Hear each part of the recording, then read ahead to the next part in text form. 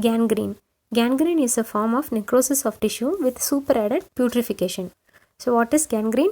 It is a form of necrosis of tissue with superadded putrefaction. The type of necrosis is usually coagulative and gangrenous or necrotizing inflammation.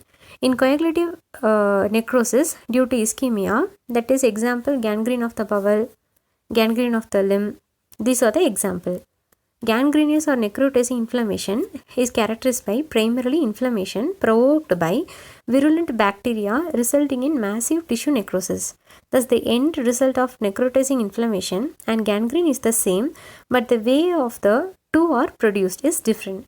The examples of necrotizing inflammation are gangrenous appendicitis and gangrenous stomatitis. Example, noma and cancrum oris. There are two main forms of gangrene. One is dry gangrene and another one is wet gangrene. The variant form of wet gangrene is gas gangrene.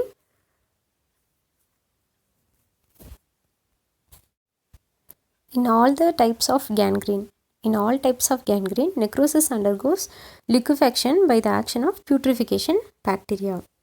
Next, moving on to dry gangrene. This is the form of gangrene, begins in the distal part of the limb due to ischemia. The typical example is the dry gangrene in the toes and feet of an old patient due to arteriosclerosis. Other causes of dry gangrene foot include thromboangiitis obliterans, that is Berger's disease, Raynaud's disease, trauma and ergot poisoning.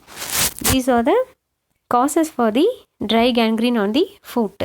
It is usually initiated in one of the toes which is furthest from the blood supply, containing so little blood that even the invading bacteria find it hard to grow in the necrosed tissue.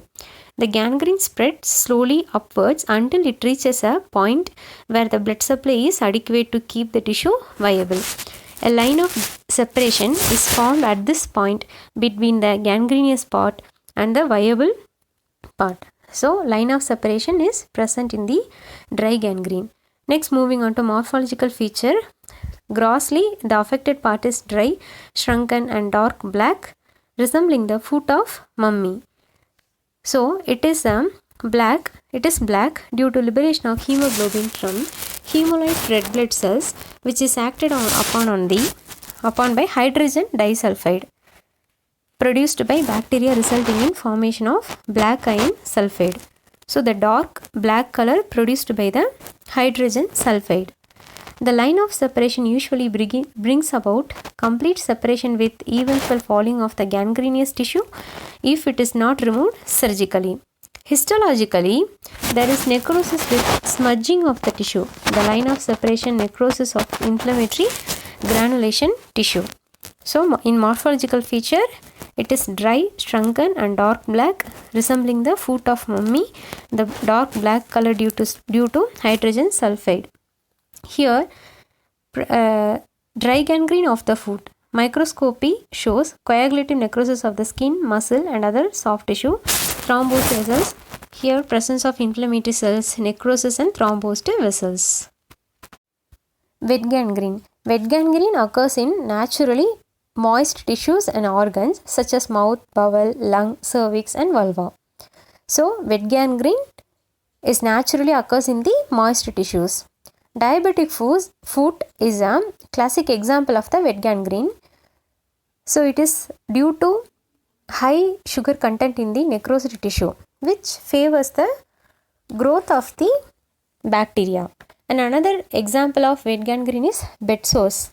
It is occurring in the bedridden patient due to pressure on sites like sacrum, buttocks and heels or the other important clinical condition included in wet gangrene.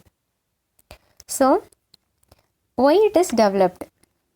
Mainly, wet gangrene usually develops rapidly due to the blockage of the venous and less commonly arterial blood flow from thrombosis or embolism. So, it is most commonly due to the venous blockage, less commonly due to the arterial embolism. The affected part is stuffed with blood, which favors the rapid growth of putrefacitive bacteria. The toxic products formed by bacteria are absorbed, causing profound systemic manifestations of septicemia and finally death. The spreading wet gangrene generally lacks clear-cut line of demarcation and may spread to peritoneal cavity, causing peritonitis.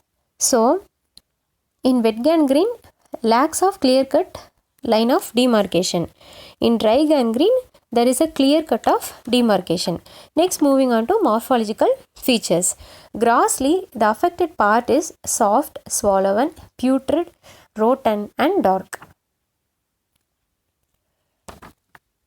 Commonly, the classic example is gangrene of bowel, commonly due to strangulated hernia, valvulas and intussusception. So, the part is stained dark due to the same mechanism as in the dry gangrene. Why it is black? It is a production of the hydrogen sulfide content. So, next moving on to histological features. There is a coagulative necrosis with a stuffing of affected part in the blood. There is ulceration of the mucosa and intense inflammatory infiltration. So, in mucosa there is ulceration and intense inflammatory infiltration. Lumen of the bowel contains mucus and blood. The line of demarcation between gangrenous segment and viable bowel is generally not clear cut. So, main important feature is in wet gangrene there is no line of demarcation between the affected area and the viable tissue. If it is dry gangrene, definitely there is a line of demarcation between the viable and the affected part.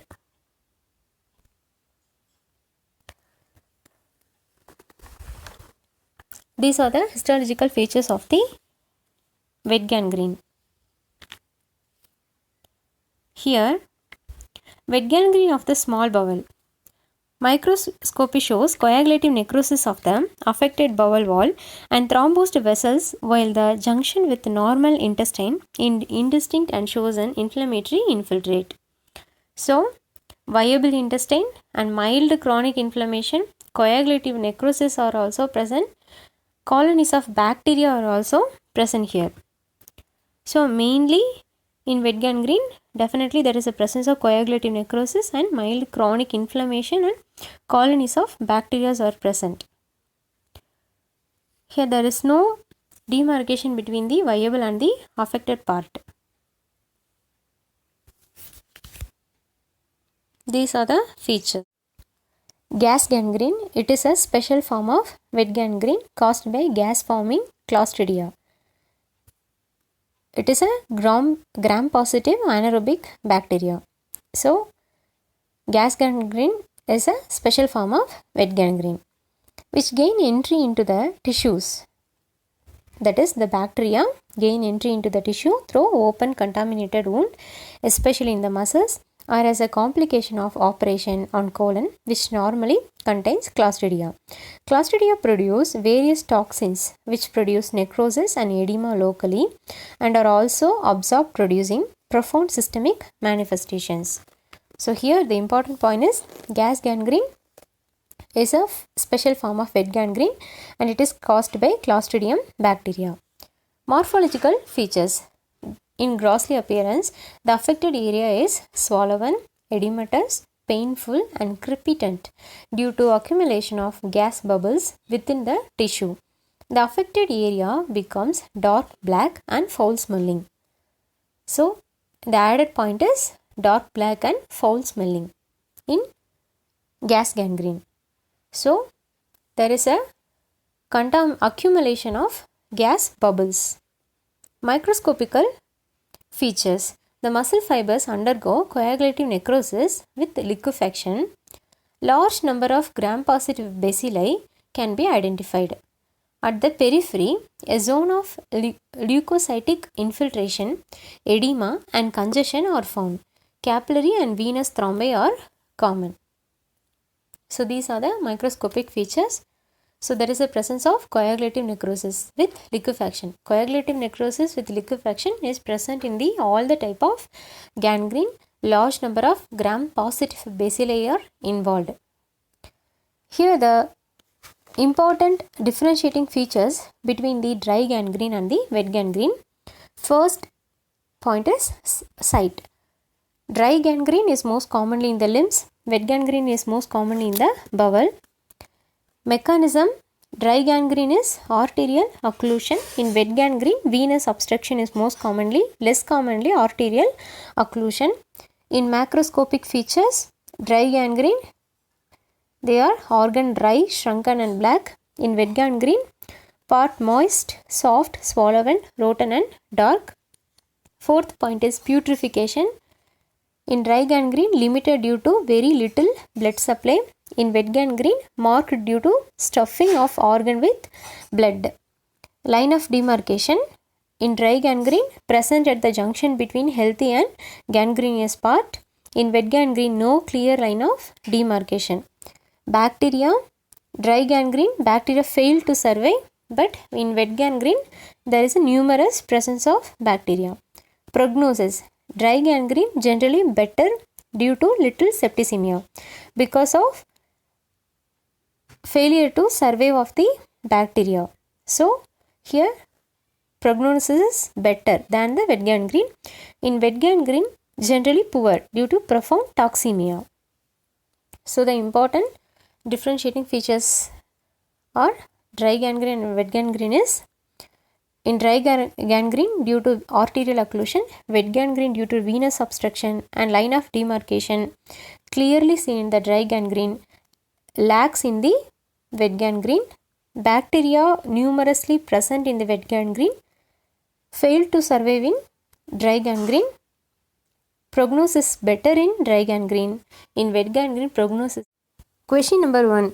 Gangrene is the death of the part accomplished by option A, suppuration, option B, putrefaction, option C, calcification, option D, coagulation. Gangrene is the death of a part accomplished by which of the following?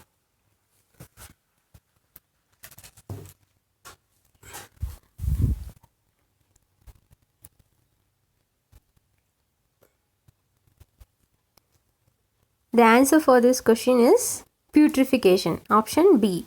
So gangrene is the death of a part accomplished by putrefaction.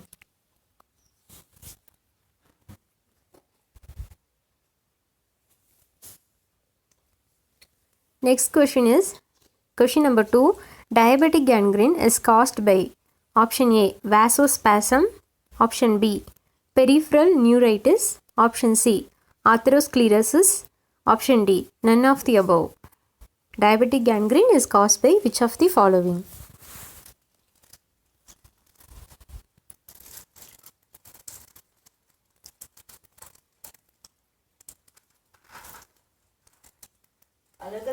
The answer of this question is option C, atherosclerosis.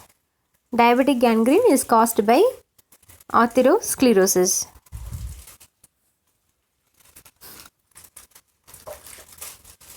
Question number 3. The combination of wrist pain, color changes, edema and hyperesthesia. Option A, gangrene. Option B, pre-gangrene. Option C, necrosis. Option D, vasculitis. So the combination of wrist pain, color changes, edema and hyperesthesia. Which of the following?